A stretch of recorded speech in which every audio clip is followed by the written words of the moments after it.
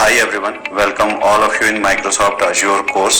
Microsoft Azure एक cloud service provider है जो क्लाउड कंप्यूटिंग मॉडल की मदद से अपनी सर्विसेज अपने कस्टमर को प्रोवाइड करता है। तो सबसे पहला और इम्पोर्टेंट क्वेश्चन है कि क्लाउड कंप्यूटिंग क्या होता है और क्लाउड सर्विस प्रोवाइडर का मतलब क्या है। Cloud service provider different companies हैं जो मार्केट में क्लाउड सोल्यूशन को सेल कर रही है अपने कस्टमर को। तो जितनी भी लीडिंग कंपनीज हैं उनके अपने क्लाउड सोल्यूशन है और वो as a cloud service provider अपनी सर्विसेज को मार्केट में सेल कर रहे हैं। अगर हम लोग बात करें तीन लीडिंग कंपनीज की तो वो है माइक्रोसॉफ्ट अज्योर, दूसरा है AWS, तीसरा है गूगल क्लाउड। इस कोर्स में हम लोग फोकस करेंगे माइक्रोसॉफ्ट अज्योर के ऊपर। तो सबसे पहले हम लोग डिस्कस करेंगे कि व्हाट इज क्लाउड कंप्यूटिंग और क्लाउड कंप्यूटिंग मॉडल से हमारा क्या मतलब है। अगर हम ट्रेडिशनल डेटा सेंटर्स की बात करें तो यूजुअली हमारे पास हमारी कंपनीज में हमारे ऑन प्रेमिसेस डेटा सेंटर होते हैं। ठीक है, डेटा सेंटर क्या है? एक तरीके की ये रिजर्व्ड स्पेस है, रूम है जहां पे आप जाके बैकएंड अपने डिवाइसेस यहाँ पे सेटअप करते हैं। तो लेट्स से आपके ऑन प्रेमिसेस एनवायरनमेंट में ये एक डेटा सेंटर है। तो जितने भी आपके बैकएंड डिवाइसेस हैं including your server, networking devices, storage devices, power management devices and cooling devices, तो ये सारे के सारे डिवाइसेस आपके डेटा सेंटर के अंदर यहाँ पे कनेक्ट होते हैं। तो जितनी भी सर्विसेज होती हैं जो हम अपने कस्टमर्स को बेसिकली ऑफर कर रहे हैं वो सारी की सारी सर्विसेज बैक एंड में इन्हीं के ऊपर डिपेंडेंट होती है। तो आप समझ सकते हैं कि डेटा सेंटर मैनेजमेंट कितना क्रिटिकल है, क्योंकि अगर आपका डेटा सेंटर यहाँ पे क्रैश होता है और उसके कारण अगर वो डाउन होता है तो जितनी भी उस पर डिपेंडेंट सर्विसेज है वो भी आपके कस्टमर के लिए यहाँ पे डाउन हो जाती है। तो जब भी कोई कंपनी एक डेटा सेंटर यहाँ पे सेटअप करती है तो उसमें इंपॉर्टेंट फैक्टर्स की अगर बात करें तो सबसे पहला इंपॉर्टेंट फैक्टर है यहाँ पे कॉस्ट। यानी कोई कंपनी यहाँ पे डेटा सेंटर बनाना चाहती है तो सबसे पहले उसके पास ये स्पेस होना चाहिए, देन उसके बाद वो जाके जितने भी ये हार्डवेयर डिवाइसेस है इनको यहाँ पे परचेज करेंगे एंड फाइनली जाके इनको सेटअप करेंगे। तो जो पहला इंपॉर्टेंट फैक्टर है वो है कॉस्ट का। और जब हम कॉस्ट की बात करते हैं तो कॉस्ट को भी फर्दर हम दो कैटेगरीज में डिवाइड कर सकते हैं। पहला है कैपेक्स और दूसरा है ओपेक्स। कैपेक्स से मतलब है आपका कैपिटल इन्वेस्टमेंट। जैसा कि मैंने बोला कि जब भी कोई कंपनी अपना डेटा सेंटर सेटअप करती है तो उसको बहुत सारे अपफ्रंट यहाँ पे इन्वेस्टमेंट करने पड़ते हैं। लाइक ये जो डिवाइसेस यहाँ पे खरीदने हैं, ये स्पेस जो अरेंज करना है, ये सब आ जाता है आपका कैपिटल इन्वेस्टमेंट में। इसके बाद दूसरी कॉस्ट होती है आपकी ऑपरेशनल कॉस्ट, यानी डे टू डे बेसिस पे आप इन डिवाइसेस को यहाँ पे मेंटेन करेंगे। इन डिवाइसेस को रन करने के लिए आपको पावर की जरूरत है, उसका बिलिंग, आपको कूलिंग डिवाइसेस की जरूरत है, उसका जो बिलिंग है। साथ ही साथ इन डिवाइसेस और डेटा सेंटर को मैनेज करने के लिए आपके पास रिक्वायर्ड स्किल सेट की भी आपको जरूरत है। तो आपको यहाँ पे इंजीनियर्स भी हायर करने पड़ेंगे और उनकी सैलरीज भी आपको यहाँ पे करनी पड़ेंगी। तो ये सारी की सारी जो कॉस्ट आती है वो ऑपरेशनल कॉस्ट में यहाँ पे इंक्लूड होती है। तो किस तरीके के स्किल्स आपको जरूरी हैं डेटा सेंटर्स के लिए? तो सबसे पहले आपको आईटी इंजीनियर्स की जरूरत है जो आपके डेटा सेंटर को यहाँ पे मैनेज करेंगे। उसके अलावा आपको फैसिलिटी इंजीनियर्स की भी जरूरत है, क्योंकि यहाँ पे power management and cooling management एक बहुत ही इंपॉर्टेंट रोल प्ले कर रहा है। क्योंकि अगर पावर फेलियर होता है तो पूरा का पूरा डेटा सेंटर यहाँ पे डाउन हो जाता है। अगर कूलिंग फेल होती है तो पूरे का पूरा डेटा सेंटर यहाँ पे स्टॉप हो जाता है। क्योंकि ये जितने भी डिवाइसेस हैं आपने डेटा सेंटर के अंदर कनेक्ट किए हैं ये बहुत ज्यादा हीट प्रोड्यूस करते हैं, जिसके कारण इस रूम का टेम्परेचर बहुत ज्यादा इंक्रीज हो जाता है। अगर कूलिंग ठीक से यहाँ पे काम ना करे तो वो आपके डिवाइसेस को यहाँ पे करप्ट कर सकता है। तो आपको फैसिलिटीज की सर्विसेज डिपेंडेंट है। इसके लिए हमारे पास एक सॉलिड मॉनिटरिंग टीम भी होनी चाहिए जो आपके डिवाइसेस को यहाँ पे मॉनिटर करे। इन केस कोई भी एबनॉर्मल एक्टिविटीज यहाँ पे होती है तो इमीडिएटली वो उसे कंसर्न टीम को रिपोर्ट कर सके और कंसर्न टीम के इंजीनियर उस प्रॉब्लम को यहाँ पे फिक्स कर सके। लेट्स से एक सर्वर है और उस सर्वर को आप मॉनिटर कर रहे हैं तो आपने वहां पे एक अलार्म क्रिएट किया है कि जब भी सीपीयू यूटिलाइजेशन 70% से ज्यादा हो जाए उस केस में एक अलार्म जनरेट हो और वो जाके डिलीवर हो आपके मॉनिटरिंग टीम को। मॉनिटरिंग टीम जैसे ही अलार्म जनरेट होता है उसके बेस पे, based on the impact, monitoring team यहाँ पे एक टिकट क्रिएट करेगी और उस पर उसकी प्रायोरिटी असाइन करेगी इम्पैक्ट के हिसाब से और उसे असाइन कर देगी कंसर्न टीम को। तो यहाँ पे मॉनिटरिंग टीम भी एक बहुत ही इंपॉर्टेंट रोल प्ले करती है। तो इन सब की जो कॉस्ट है वो इंक्लूडेड होती है हमारी ऑपरेशनल कॉस्ट में। तो जैसा कि मैंने बोला कि डेटा सेंटर बहुत ही क्रिटिकल है और एक बहुत ही सीरियस बिजनेस है, तो आपको इस डेटा सेंटर को रन करने के लिए 24/7 बहुत ज्यादा एफर्ट यहाँ पे करने पड़ते हैं। अगर डेटा सेंटर डाउन हुआ तो सब कुछ एक तरीके से यहाँ पे डाउन हो गया। ठीक है, तो सेकंड फैक्टर है कि बहुत ज्यादा एफर्ट यहाँ पे चाहिए। थर्ड है मेंटेनेंस, क्योंकि ये डेटा सेंटर हमारे ऑन प्रेमिसेस पे सेटअप है, यानी हमने इसको सेटअप किया है, तो इसका मतलब इसके मेंटेनेंस का जो ऑनर है वो भी हम ही लोग हैं। तो मेंटेनेंस भी यहाँ पे दो तरीके की होती है, एक होती है प्लान्ड और दूसरी होती है अनप्लान्ड। प्लान्ड मेंटेनेंस के केस में आप एक डेट डिसाइड करते हैं और आप अपने कस्टमर को ये नोटिफाई करते हैं कि इस पर्टिकुलर डेट में हम डेटा सेंटर की मेंटेनेंस करने वाले हैं। मेंटेनेंस में क्या इंक्लूड होता है, लेट्स से आपको किसी सर्वर के हार्डवेयर को अपग्रेड करना है, ऑपरेटिंग सिस्टम को अपग्रेड करना है, लेट्स से आपको अपने यूपीएस को अपग्रेड करना है या रिप्लेस करना है, तो ये सारी एक्टिविटी आपके मेंटेनेंस में इंक्लूड हो जाती है। अगर आप चाहते हैं कि आपका डेटा सेंटर स्मूथली वर्क करे तो ये मेंटेनेंस एक बहुत ही क्रिटिकल पार्ट है आपके डेटा सेंटर मैनेजमेंट का।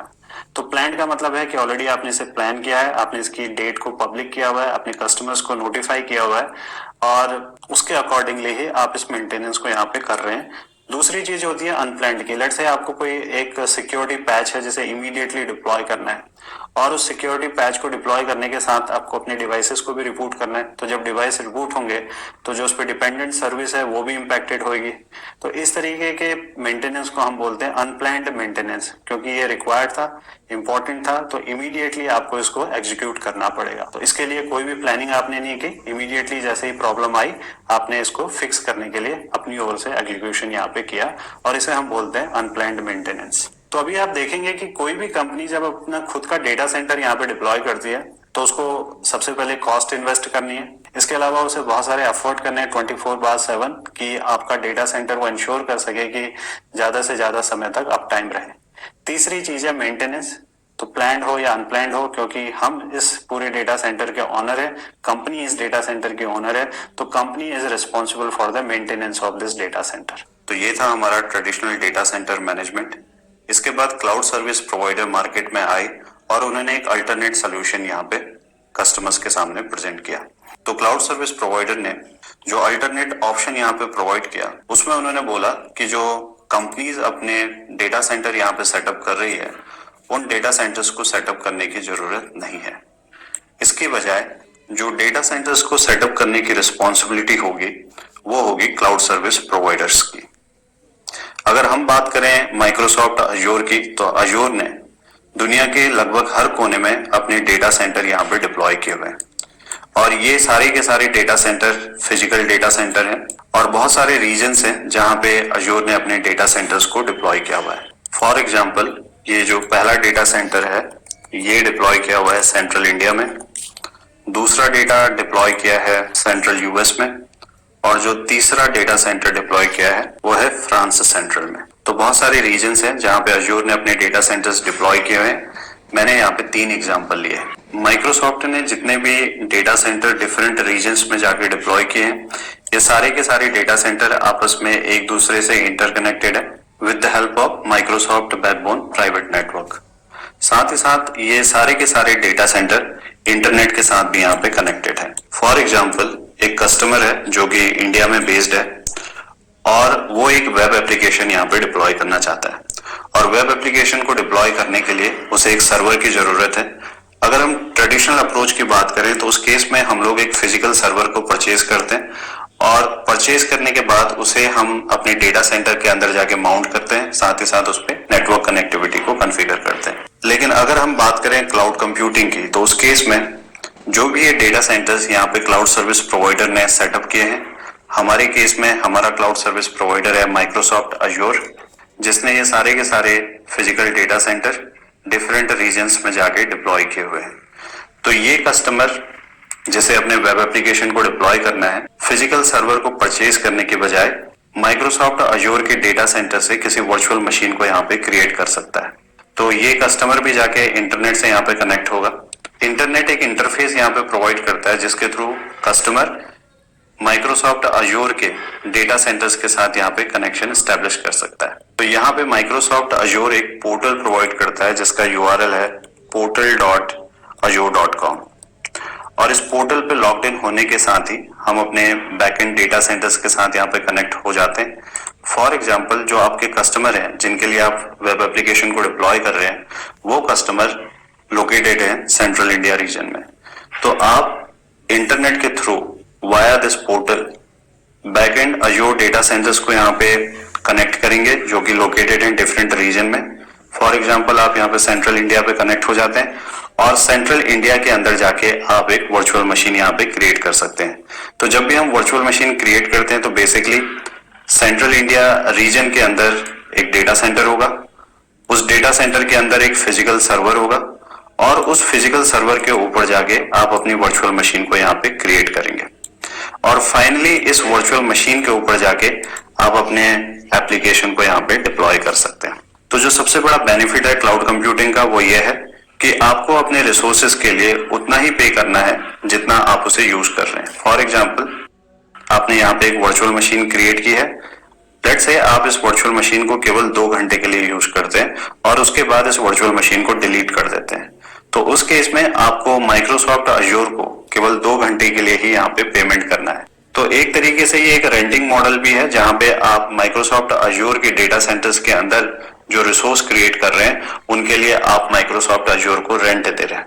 तो जैसा कि मैंने बोला इंटरनेट के through customer back and data centres को यहाँ पे कनेक्ट कर रहे हैं और इंटरनेट को हम लोग क्लाउड भी बोलते हैं और इसीलिए इस पूरे मॉडल को बोला जाता है क्लाउड कंप्यूटिंग मॉडल, क्योंकि क्लाउड यहाँ पे बहुत ही क्रिटिकल रोल प्ले कर रहा है, क्योंकि क्लाउड की मदद से ही जो कस्टमर है बैकएंड डेटा सेंटर्स को यहाँ पे कनेक्ट कर पा रहे हैं।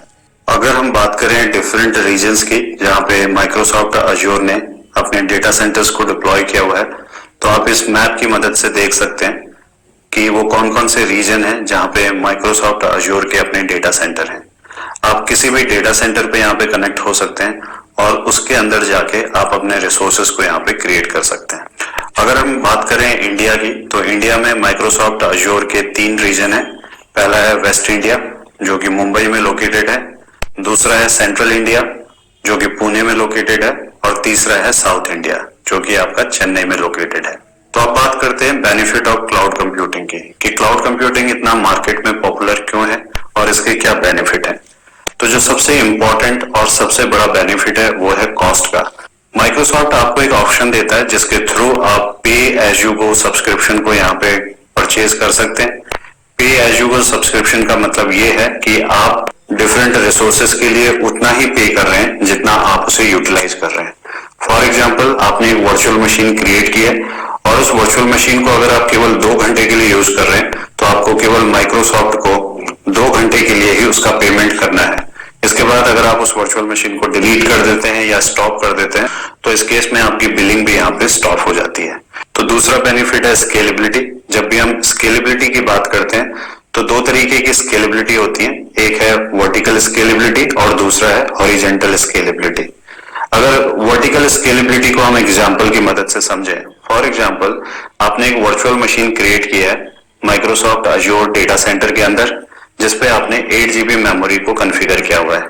अगर आप चाहते हैं कि आप इसे 16 GB मेमोरी पे अपग्रेड करें तो आप इसे इजीली और इमीडिएटली माइक्रोसॉफ्ट अजूर के अंदर इंप्लीमेंट कर सकते हैं। This is just matter of few clicks. अगर हम हॉरिजॉन्टल स्केलेबिलिटी की बात करें तो हॉरिजॉन्टल स्केलेबिलिटी के केस में फॉर एग्जांपल आपके पास 2 वर्चुअल मशीन है और जब भी आपकी रिक्वायरमेंट इंक्रीज होती है और आपको ज्यादा वर्चुअल मशीन की यहाँ पे जरूरत है तो इजीली माइक्रोसॉफ्ट अजूर एनवायरनमेंट पे आप इन्हें डिप्लॉय कर सकते हैं। This is also matter of few clicks. तो तीसरी बेनिफिट की बात करें वो है इलास्टिसिटी। इलास्टिसिटी से यहाँ पे ये मतलब है कि आपके रिक्वायरमेंट के हिसाब से आप अपने रिसोर्सेज को इंक्रीज और डिक्रीज भी यहाँ पे कर सकते हैं। इसे एक एग्जांपल की मदद से समझ लेते हैं। फॉर एग्जांपल आपकी कंपनी में एक प्रोजेक्ट है और उस प्रोजेक्ट के अंदर आप एक ऑनलाइन एप्लीकेशन को यहाँ पे डिप्लॉय करना चाहते हैं। तो जब भी हम इस प्रोजेक्ट को प्लान करते हैं इसके लिए हम एक डिमांड प्रिडिक्शन भी यहाँ पे क्रिएट करते हैं, यानी आने वाले समय में कितने कस्टमर्स हमारी वेबसाइट पे आएंगे और हमारी वेबसाइट से शॉपिंग करेंगे। तो इसे बोलते हैं हम डिमांड प्रिडिक्शन। आप देख सकते हैं जैसे जैसे टाइम इंक्रीज हो रहा है तो जो डिमांड प्रिडिक्शन है वो भी यहाँ पे इंक्रीज होती जा रही है। तो जब भी यहाँ पे कस्टमर की डिमांड बढ़ेगी तो इसका मतलब ये है कि ज्यादा से ज्यादा कस्टमर हमारी वेबसाइट पे विजिट कर रहे हैं और ऑनलाइन शॉपिंग कर रहे हैं। तो ज्यादा कस्टमर को सपोर्ट करने के लिए जो आपका बैकएंड इंफ्रास्ट्रक्चर है उसे भी आपको यहाँ पे अपग्रेड करने की जरूरत है। तो जैसे जैसे आप इसे अपग्रेड करते हैं तो कंपनी की कॉस्ट भी इसमें इन्वेस्ट होती है तो अब हम बात करते हैं एक्चुअल डिमांड की। जब भी हम एक्चुअल डिमांड की बात करते हैं तो कभी भी एक्चुअल डिमांड यहाँ पे कांस्टेंट नहीं रहती।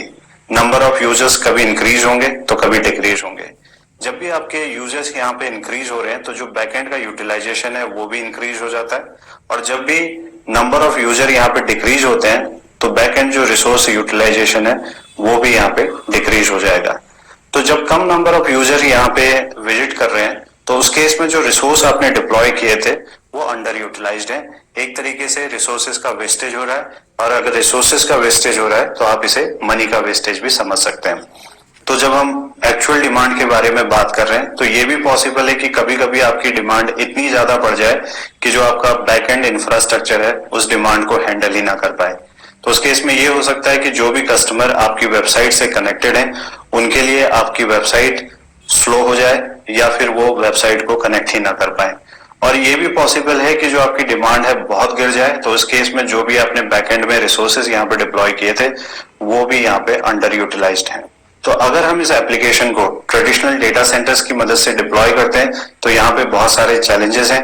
पहला चैलेंज है इस एनवायरनमेंट को कंसिस्टेंटली अपग्रेड करना, और दूसरा चैलेंज ये है कि इन रिसोर्सेज का मैक्सिमम यूटिलाइजेशन इंश्योर करना, और तीसरा सबसे बड़ा चैलेंज ये है कि जब भी आपकी डिमांड में स्पाइक आती है, यानी बहुत ज्यादा आपकी डिमांड बढ़ जाती है, तो उस सिचुएशन को हैंडल करना। कुछ साल पहले आपने देखा होगा इस तरीके के बहुत सारे सिनेरियोस होते थे कि जब भी बोर्ड के रिजल्ट डिक्लेयर होते तो वेबसाइट डाउन हो जाती है। आप रेलवेज पे जाके कोई टिकट तत्काल के अंडर बुक करना चाहते हैं तो वेबसाइट डाउन हो जाती है। तो इस केस में होता क्या था कि जो नंबर ऑफ यूजर हैं वो इंक्रीज हो जाते थे, और जो बैकएंड का इंफ्रास्ट्रक्चर है इस सिचुएशन को हैंडल नहीं कर पाता था। तो इसके कारण जो वेबसाइट है वो कस्टमर के लिए इनएक्सेसिबल हो जाती है, या फिर हम इसे बोलते थे कि हमारी वेबसाइट क्रैश हो चुकी है। तो सिमिलर सिनेरियो को अगर हम क्लाउड कंप्यूटिंग की मदद से यहाँ पे हैंडल करें तो उस केस में होता क्या है कि जैसे जैसे ये डिमांड इंक्रीज होती है तो बैकएंड में जो रिसोर्सेज हैं ऑटोमेटिकली यहाँ पे अलाइंड हो जाते हैं। माइक्रोसॉफ्ट अज्योर के अंदर एक सर्विस है जिसे हम बोलते हैं वर्चुअल मशीन स्केल सेट। इस सर्विस की मदद से होता क्या है कि जैसे ही आपकी डिमांड इंक्रीज होती है तो बैकएंड में जो रिसोर्सेज हैं ऑटोमेटिकली यहाँ पे इंक्रीज हो जाते हैं, और जैसे ही डिमांड यहाँ पे डिक्रीज होती है तो जो बैकएंड में रिसोर्सेज अलाइन थे वो भी ऑटोमेटिकली डिलीट हो जाते हैं। तो इस केस में होता क्या है कि आपको माइक्रोसॉफ्ट अज्योर केवल उतने ही रिसोर्सेज यहाँ पे प्रोवाइड कर रहा है जितने रिसोर्सेज की आपको जरूरत है। तो इस केस में जो कॉस्ट है वो काफी यहाँ पे सेव हो जाती है आपके ऑर्गेनाइजेशन के लिए। और साथ ही साथ अगर कोई सडन स्पाइक यहाँ पे आता है तो उस केस को भी माइक्रोसॉफ्ट अज्योर अपनी सर्विस की मदद से हैंडल करने में यहाँ पे कैपेबल है। तो इस पूरे सेटअप में कोई भी ह्यूमन इंटरवेंशन की जरूरत नहीं है, कोई भी मैनुअल मॉनिटरिंग की जरूरत नहीं है। ऑटोमेटिकली ये रिसोर्सेज को यहाँ पे क्रिएट करता है और ऑटोमेटिकली ये रिसोर्सेज को बैकएंड से डिलीट कर देता है। तो आज की डेट में ज्यादातर वेबसाइट और एप्लीकेशन क्लाउड कंप्यूटिंग एनवायरनमेंट पे ही डिप्लॉयड होते हैं। तो जैसे ही ट्रैफिक इंक्रीज हो रहा है बैकएंड में रिसोर्सेज अलाइन हो जाते हैं, और जैसे ही लोड यहाँ पे डिक्रीज होता है तो बैकएंड में अलाइंड रिसोर्सेज ऑटोमेटिकली डिलीट हो जाते हैं। चौथे बेनिफिट की बात करें तो चौथा बेनिफिट है सिक्योरिटी। माइक्रोसॉफ्ट अज्योर का जो एनवायरनमेंट है वो कंप्लीटली सिक्योर है। माइक्रोसॉफ्ट अपनी ओर से इंश्योर करता है कि जो भी रिसोर्सेज आप क्रिएट कर रहे हैं उसके डेटा सेंटर के अंदर वो सिक्योर हो in term of logical security as well as physical security. साथ ही अपने कस्टमर को ये भी ऑप्शन प्रोवाइड करता है कि अपने एंड से कस्टमर भी सिक्योरिटी को एनफोर्स कर सके। बहुत सारी international private and government agencies हैं जो डिफरेंट क्लाउड कंप्यूटिंग एनवायरनमेंट के